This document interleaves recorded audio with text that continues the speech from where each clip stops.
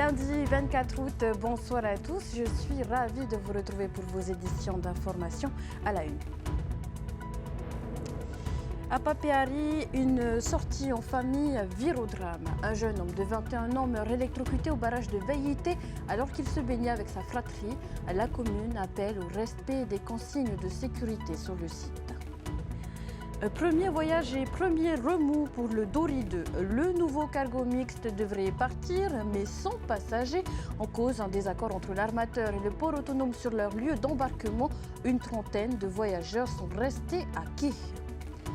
Retour triomphal pour le para tahitien. Les 11 athlètes reviennent de Singapour avec 20 médailles, dont 10 en or. Une moisson qui dépasse les attentes de leur fédération.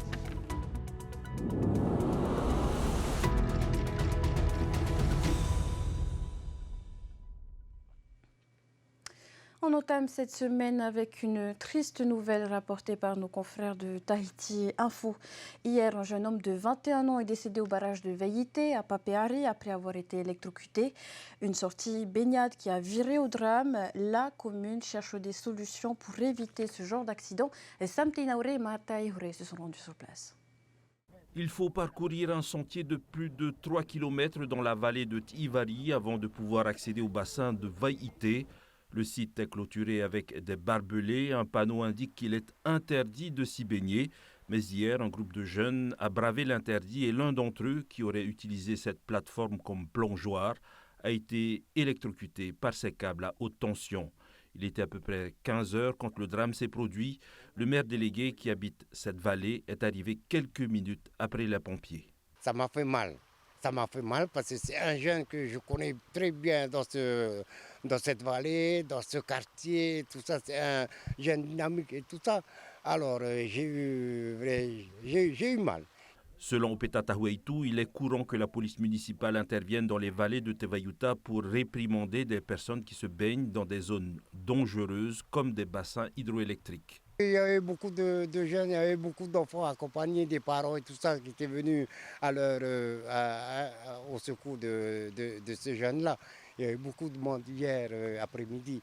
Bon, c'est arrivé et c'est pour ça que moi je veux dire à nos enfants, à nos jeunes et aux parents de surveiller leurs enfants, de ne pas les laisser comme ça aller là où ils veulent, dans nos vallées. La commune de Tevayuta compte plusieurs captages d'eau pour la production d'électricité. Certaines vallées très prisées pour la randonnée sont réputées très dangereuses en cas de crue. Autant de sites que la municipalité veut mieux sécuriser. Mais le drame d'hier s'est produit alors qu'il y avait des panneaux de signalisation avec des grillages et des barbelés. En bref, une carcasse de voiture aurait été volontairement incendiée ce matin dans le quartier Teiviroa à Utumauro, non loin de l'université. Heureusement, le feu a rapidement été maîtrisé par les pompiers de la commune.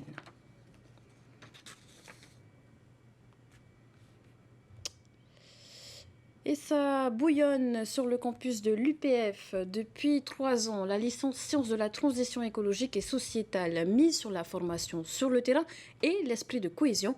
Un cursus qui entend répondre aux enjeux environnementaux et aux besoins des entreprises et instituts de recherche locaux. On s'y intéresse à l'occasion de cette rentrée universitaire. Un reportage de Nicolas Pérez. L'université de Polynésie accueillait ce matin officiellement ses étudiants. Si la plupart étaient préoccupés par les démarches administratives inhérentes à la rentrée, ceux intégrant la licence Sciences de la transition écologique et sociale étaient d'ores et déjà dans leur parcours d'intégration. Exercice du jour, construire en équipe et avec les moyens du bord, un pont de papier. Ça nous apprend, je pense, à appréhender la vraie vie, où il va falloir sortir un peu de sa zone de confort pour commencer à avoir des formes d'intelligence qui ne nous appartiennent pas, et voir que ça nous permet de résoudre, enfin d'arriver à la solution, quoi. Moi j'ai un problème, c'est que je suis trop habitué à bosser seul. Et alors seul tu vas vite, ensemble souvent tu vas plus loin. En réalité, ce qu'on souhaite leur montrer, c'est qu'on apprend aussi en faisant. Ça peut être ludique, mais je pense aussi qu'au cours de cette semaine, ils verront ce que c'est que le travail en équipe. Et le travail en équipe, ça peut être ludique, mais il faut aussi apprendre à faire des compromis et à travailler ensemble. Donc on leur donne les codes dès le départ pour leur formation. Car au-delà de cette structure en papier plus ou moins réussie, les professeurs souhaitaient développer chez ces élèves leur esprit d'équipe. On essaie de se réinventer et de sortir un peu du schéma classique avec l'enseignant qui délivre son savoir, les étudiants qui sont là, statiques et qui écoutent. L'idée c'est, bien sûr, il faut transmettre des connaissances. Et là on reste dessus, mais on veut les illustrer par des projets. Il y a beaucoup de projets dans cette licence. Dans ce cursus pensé en Polynésie et pour la Polynésie, les étudiants se confrontent aux problématiques environnementales du Fénois, en classe comme sur le terrain. Une pluralité disciplinaire qui permet d'ouvrir de nouvelles perspectives, à l'image de Heimiti, étudiante en seconde année. Avant, je voulais aller dans l'ingénierie, du coup dans les sciences, mais je me suis tournée ici pour cet aspect qui est pluridisciplinaire. Il n'y a pas que des sciences, il y a aussi du droit, de l'économie, de la socio. Et du coup, ça permet d'ouvrir notre champ de possibilités et de connaître plein d'autres choses. C'est important en fait de trouver les clés qui leur permettent de comprendre ces problématiques à titre individuel. Et je pense qu'à travers la pratique, les mises en situation, les projets spécifiques d'étudiants, ça leur permet en fait de mieux comprendre les problématiques particulières au Fénois. Accompagnés par des entreprises ou instituts de recherche sur le Fénois, ces élèves devront répondre aux problématiques que ces structures rencontrent. Ils ne sont pas là seulement dans l'anxiété, l'éco-anxiété, ce n'est pas du tout l'idée. Bien sûr, on leur parle de climat, bien sûr, on leur dit ce qui se passe. Évidemment, il y a des choses qui sont anxiogènes, mais il y a surtout des solutions. Et il y a surtout des gens qui les mettent en œuvre et des gens qui ont besoin d'eux aussi pour les mettre en œuvre. Un besoin qui se traduit dès à présent en perspective professionnelle, puisqu'une partie de ces étudiants a déjà été repérée par des entreprises pour devenir chef de projet en environnement ou en charge de responsabilité sociétale. Premier départ compliqué pour le nouveau cargo mixte à destination des Tuamotu de l'Ouest. Le Dory 2 devra quitter Papeete sans passager, faute d'autorisation pour les embarquer à Motuuta. Un contretemps qui chamboule le programme de ce premier voyage Thomas Chabral Heiroatuahu. Mauvaise nouvelle en début d'après-midi pour la trentaine de passagers qui avaient prévu d'embarquer sur le Dory 2. Aucun voyageur n'est autorisé à embarquer. À son guichet à Motuuta, la compagnie rembourse les passagers déçus. Le fait que je devais partir cet après-midi, de voir un peu les îles dans ce sens-là, c'est tout. Déception pour toi alors? Ah oui, déçu. On n'attendait pas à ça, parce qu'on est prêt pour ce premier voyage. Et on peut dire que c'est un voyage d'inauguration. Et bon, c'est dommage. Selon le port autonome, l'embarquement des passagers doit s'effectuer au terminal de croisière et non à Motuuta. Mais pour l'armateur du cargo mixte, c'est niet. Le terminal de croisière n'est pas adapté à l'activité du bateau. Et cela représenterait des coûts supplémentaires, estime la compagnie. Le départ prévu à 15h est retardé. L'organisation du chargement de 1400 tonnes de fret, dont des produits frais, prend plus de temps que prévu. À bord, l'équipage attend le feu vert du service d'État des affaires maritimes pour obtenir le permis de navigation. Ça va tout décaler, tout ce qui est chargement de fret est cantonné dans le Dory 2. Mais on prend patience, on est très confiant et on partira aujourd'hui. La compagnie a déposé auprès du Haut-Commissariat un dossier pour créer une zone de sécurité indispensable à un embarquement des passagers sur le quai. Après plusieurs jours de bras de fer avec le port autonome sur les conditions d'accueil et de chargement du navire, le voyage inaugural de ce nouveau cargo mix fait décidément des remous. Donner une personnalité juridique aux baleines pour mieux les protéger. C'est le projet porté par l'expédition Avec Moana, le Centre Rahui et le Moana Nui Sanctuary Trust. Après une tournée dans les îles, ces contours ont été présentés aujourd'hui aux acteurs du pays.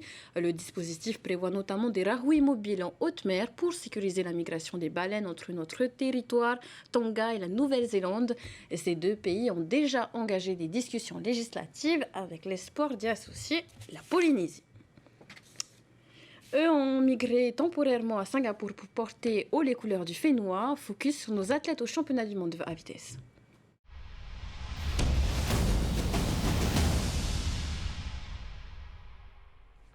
Avant de parler de la compétition en Asie, lumière sur ceux qui ont déjà brillé. Les Paravas sont rentrés ce matin à Tahiti.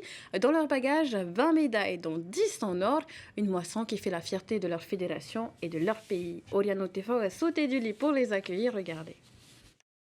Ils sont accueillis avec le sourire et les médailles autour du cou. Au total, 20 podiums pour la délégation polynésienne, 10 en or, 5 en argent et 5 en bronze. Le bilan dépasse les attentes de la présidente de la Fédération polynésienne des sports adaptés et handisport.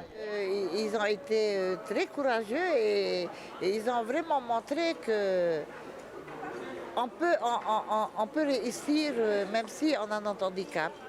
Et là, nous avons largement représenté notre pays, la Polynésie française, puisque sur les 30 médailles qui ont été récoltées par la Polynésie pour les élites, nous avons ramené 20 sur les 30.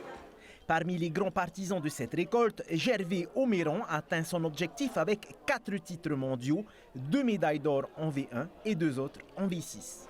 J'étais déjà bien content d'être rentré. Hein. C'était quand même un long voyage. Et après, le sentiment, moi j'ai hâte de rentrer à la maison. J'étais parti dans l'objectif d'aller chercher les 4 médailles. Après, c'était à voir le jour de la course, comment ça va se passer. Moi, je retiens qu'il y a de plus en plus de paras qui ont participé cette année. Hein. Et c'est bien, ça montre qu'il y a de plus en plus de gens qui s'intéressent. Il y a de plus en plus de gens qui osent participer. Quoi. La fédération veut désormais élargir ses effectifs, notamment chez les femmes. L'objectif est de compléter les catégories et de présenter davantage d'athlètes lors des prochains championnats du monde. Et alors que les Paravas retrouvaient doucement l'atmosphère locale, c'était l'heure tant attendue des finales individuelles à Singapour. Des titres mondiaux, un triplé, des performances qui confirment la place de Tahiti parmi les meilleurs mondiaux. Le résumé avec Juanui Atuahiva. Médaille d'or, Bali Connection champion du monde! Tahiti continue sa moisson à Singapour. Pour cette 5e journée, les rameurs du Fénois décrochent 26 nouvelles médailles, dont 11 en or. Hutu Iterei pour eux s'illustre notamment sur la course sereine, devenant l'homme le plus rapide au monde sur 500 mètres. Ouais, exceptionnel la course, hein. Pas que face à Million, face aux Avengers, et après Tupuria et Albert Mengue aussi, et même un Canadien. Hein. C'était une sacrée finale. Et j'étais content d'avoir gagné. Chez les jeunes aussi, Tahiti répond présent. Nateahi Sommer ajoute une nouvelle couronne mondiale à son palmarès. Je suis très contente, je pensais à ma famille, mon club, mon île et tous ceux de Tahiti qui me soutiennent. Autre temps fort, un podium entièrement tahitien chez les vétérans 40 ans. Veteat Oi s'impose devant Florian Teaurei et Heiva Amupaye. Je voulais féliciter déjà les copains qui sont là. On a tous fini sur le podium et on est content pour la Polynésie. C'était un des objectifs que nous nous sommes fixés, hein, les 3 premiers Tahiti, pour ramener au moins toutes ces médailles-là chez nous et on est carrément hyper contents. Quant à lui, Karil Mauni continue d'écrire sa légende. Il décroche son 10e titre mondial individuel. Merci Seigneur pour cette 10e victoire. Je me suis bien entraîné, donc j'avais confiance en moi. Ouais. Par rapport à 2 ans et même les autres années, là cette année c'était parfait. La réussite est aussi collective, avec de belles performances tahitiennes en V12 avec Shelva'a. Objectif atteint, on va dire. Hein.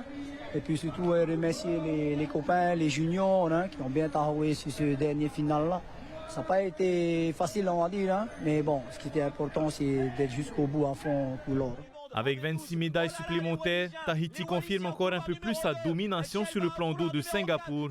Mais la récolte n'est peut-être pas terminée. Aujourd'hui, 14 clubs sont engagés dans les séries des courses V6 sur 1000 mètres. Tahiti, ouais! Devant Wallis et la Nouvelle-Zélande, 4e place pour OPT. D'excellentes performances qui gonflent le score de Tahiti. 59 médailles, dont 29 en or. La Nouvelle-Zélande suit avec 13 en or et 43 médailles au total. Puis Hawaï en 3e position. Un classement qui fait plaisir à lire et ce n'est pas fini. On retrouve en direct à Singapour Olivier Huc et son invité. Olivier Yaurana, Tahiti fait tout pour maintenir sa première place au classement. Comment ça se ressent sur place ?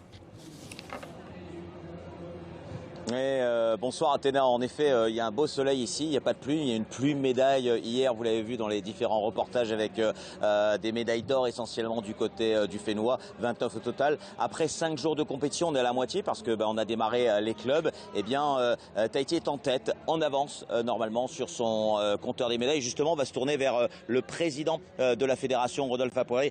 Président Yordana, alors un compteur qui va bien, l'objectif de la fédération, quel est-il ? Oui, tout d'abord, bonsoir à la Polynésie. Donc là, notre objectif, c'est de dépasser les médailles de Hilo, qui est à hauteur de 40 médailles. Et donc là, nous sommes à 2/3 du parcours. 40 médailles d'or, on le précise et on l'a vu, les Paravas ont vraiment très bien lancé cette campagne. Voilà, tout à fait. Donc on a commencé avec les Paras, qu'on remercie fièrement cette association, hein, cette fédération de Paras, qui a fait 11 médailles à Hilo et aujourd'hui 10. Donc ils sont toujours, on dira, le Yama de la Fédé.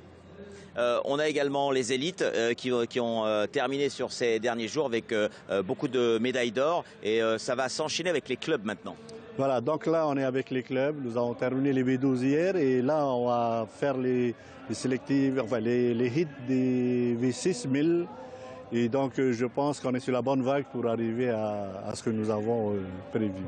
Justement, derrière nous, là, ce sont que les séries. Hein, on est en train de voir, hein, Président, juste derrière les séries. Et les séries marchent fort. On a vu les vétérans 40 ans et 50 ans de Paddling Connection en série battent le record du monde, les V50. Voilà, tout à fait. Donc on sait, on va passer comme prévu certainement à tous ces médailles que nous attendons. Un mot sur ces V6, c'est une pirogue Hydra qu'on ne connaît pas à Tahiti. On n'a pas eu la chance d'en avoir pour se préparer pour ces championnats du monde. Donc il y a une adaptation vraiment qui s'est faite sur le terrain, sur le plan d'eau ici. Voilà, donc tout s'est préparé sur place. Mais sinon, nous, au mois de mai, on s'est rapproché du fournisseur hein, de cette marque. Et donc ça a un coût, hein, c'est 2,5 millions livré à Papeete. Et pour nous, on n'a pas le budget parce que la subvention, il va arriver que quand on va rentrer. Donc il faut des fonds propres et nous, on ne peut pas s'investir sur ce modèle. Donc on s'est entraîné. Mais pour le VA, on est arrivé ici et tout s'est fait essayer sur place. Ouais. En tout cas, merci Président, on vous souhaite bon courage et on suivra ça bien sûr sur TNTV. Voilà Athéna, ce qu'on pouvait dire après 5 jours et demi de compétition. Aujourd'hui, ce sont encore des séries, aujourd'hui et demain. On aura des grandes finales, ce sera en direct sur TNTV. Ce sera du côté en tout cas de Singapour vendredi et samedi. Et ce soir, on se retrouve à 19h30 pour les séries des juniors, filles et garçons. Effectivement, Olivier, que l'on remercie. On remercie également Naya Bennett derrière la caméra. Après ce journal, plusieurs rendez-vous, à commencer par votre émission Débrief sur la préparation des Jeux du Pacifique 2027. Puis on retrouvera nos équipes à Singapour pour le direct des championnats du monde de VA à vitesse. Et enfin, un nouveau numéro d'enquête exclusive. Agréable soirée à tous. À demain. Retrouvez ce journal en replay sur notre site internet et notre application mobile TNTV.